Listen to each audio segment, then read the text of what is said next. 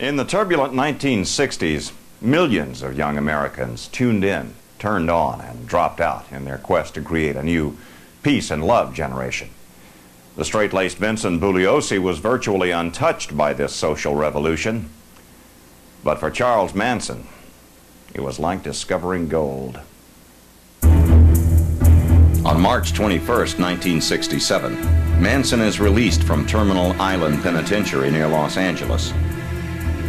At 32, he has spent more than half his life in prison, developing a philosophy and survival strategy he'll soon find useful on the outside. He thought of himself as a master manipulator, and it's what he learned in prison. You know, to protect yourself, you have to be really good at seeing how people reveal themselves. And so Manson, in his own perverted way, was a master psychologist. Charlie heads with his guitar for San Francisco, where he finds a world of young runaways and social outcasts. In many, he sees a spiritual and emotional vacuum just waiting to be filled.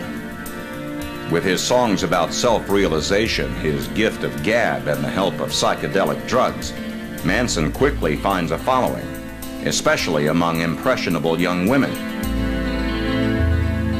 Many followers describe his strange, mesmerizing power over them. Sandra Good, who would later spend several years in prison for making death threats against public officials, remains devoted to Manson to this day. He was unlike any person I'd ever met before. I hate to use the term, he blew my mind, but he did. He didn't compute. He was nothing that I could assess with words and put into any kind of a category. His music was very different from any music I'd ever heard. It was almost like he was singing what was inside of my mind that I didn't want exposed, and it put me quite a bit on the point. Within a year, Manson is living with more than a dozen young women and several young men, the group's acknowledged patriarch. The Manson family is born, the close-knit family Charlie always wanted. As Manson takes on the trappings of the hippie culture, Vincent Bugliosi remains the button-down lawyer, fixed on success. As a prosecutor, he loses only one felony case. He wins every single murder case he tries. I always aspired to perfection in my professional life. In my non-professional life, I have to say, unfortunately, I'm not that way. But I want to be the best at whatever I do, and I want it to be important. I want to become the top prosecutor in the office, the top trial lawyer. Bugliosi's trademark is thorough preparation with a fanatic attention to detail, a trait not lost on senior prosecutor Aaron Stovitz.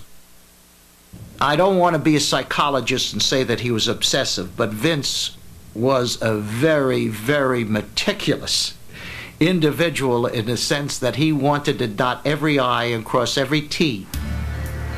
While Bugliosi climbs the career ladder, Manson brings his new family to Los Angeles, hoping for a career of his own as a songwriter and musician. With his drug connections and harem of pretty girls, Manson quickly makes contacts in the entertainment world, where spiritual gurus are much in vogue. Beach Boys drummer Dennis Wilson helps arrange recording sessions for Charlie, and even puts up the Manson family for a time in his palatial home. Manson also meets Beach Boys record producer Terry Melcher, son of actress Doris Day. Charlie attends parties at Melcher's hilltop home, an experience that apparently makes a deep impression on Manson. He wrote some songs that he hoped the Beach Boys would record, and they did record at least one. And one was left to wonder, had he been successful in a recording career, if he would have gone down the path he did. Manson's chance at a record deal with Melcher abruptly vanishes when the producer learns that Charlie has shot a drug dealer. Melcher breaks off their relationship, leaving Manson feeling bitter and betrayed. It's around this time that Bugliosi successfully prosecutes his first high-profile murder case, winning convictions against an ex-cop and his girlfriend with nothing more than circumstantial evidence. The victory makes him a star prosecutor among the more than 400 in the county DA's office. At last, he begins to experience the kind of recognition he's always craved. He's especially pleased when television takes notice of him. For the series The DA, actor Robert Conrad bases his character on Bugliosi, right down to the prosecutor's trademark vest. Charlie Manson, meanwhile, has become a star in his own special universe.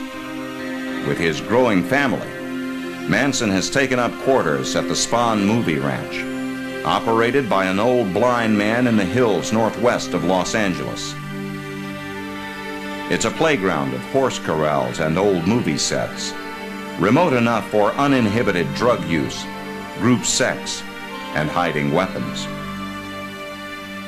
Although 100 or more visitors come and go, hardcore family members number less than 24 men and women. They treat Charlie as both father figure and messiah. Manson directs most of the activities, including games designed to draw out and nurture violent instincts within the group. One of these he calls creepy crawling, sending family members out at night to enter strange houses and move about without getting caught.